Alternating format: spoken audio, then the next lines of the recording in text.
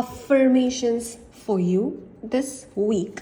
ഈ ഒരാഴ്ച നിങ്ങൾക്ക് കൊടുക്കാൻ സാധിക്കുന്ന അഫർമേഷൻ എന്താണ് നിങ്ങളോട് തന്നെ? Okay, we got this. I am learning to let go of fear. എൻ്റെ പേടികളെ എല്ലാം ഞാൻ അതിജീവിക്കാൻ പോവാണ്. I am worthy of financial abundance. Yes. And then money comes to me easily and effortlessly. Strengthen your sacral chakra and root chakra എന്നുള്ളൊരു message ഇവിടെ underlined ആണ്. ആ ഒരു വീക്കർ സൈഡ് ഉണ്ടെങ്കിൽ അതിനെ സ്ട്രെങ്തൻ ചെയ്യുക.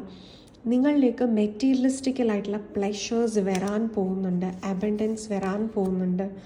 I am flowing with life and letting go of control. വാശി അത് മാറ്റുക, സ്റ്റബേൺ നേച്ചർ അത് മാറ്റുക. Be able to receive what is coming to your way and make use of the opportunities. I am so much more than my mistakes. എൻ്റെ past മിസ്റ്റേക്സിനെ ഒക്കെ ഞാൻ മറികടക്കുകയാണ് ഈ ഒരു സമയത്ത്. അതിനുള്ള മനോബലം എനിക്കുണ്ട് എന്നുള്ളതാണ്. And just one more card. I am not perfect and that's okay. No one is perfect. നമ്മളൊക്കെ പെർഫെക്റ്റ് ആണ് എന്നുണ്ടെങ്കിൽ നമ്മളും യൂണിവേഴ്സൽ പവർ എന്ന് നമ്മൾ വിശ്വസിക്കുന്ന ആ ഒരു ദൈവം എന്ന് പറയുന്ന എനർജിയും പിന്നെ സെയിമാണ്. അത് സെയിം ആയി കഴിഞ്ഞാൽ പിന്നെ നമ്മൾക്ക് ഈ ഇംപെർഫെക്റ്റ് വേൾഡിൽ സ്ഥാനമില്ല. ഇവിടുത്തെ ബ്യൂട്ടി എന്ന് പറയുന്നത് തന്നെ ഇംപെർഫെക്ഷൻസ് ആണ്.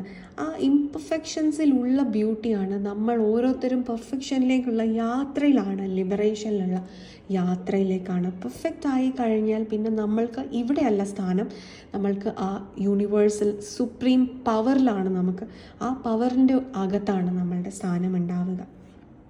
It is clearly perfect to be imperfect.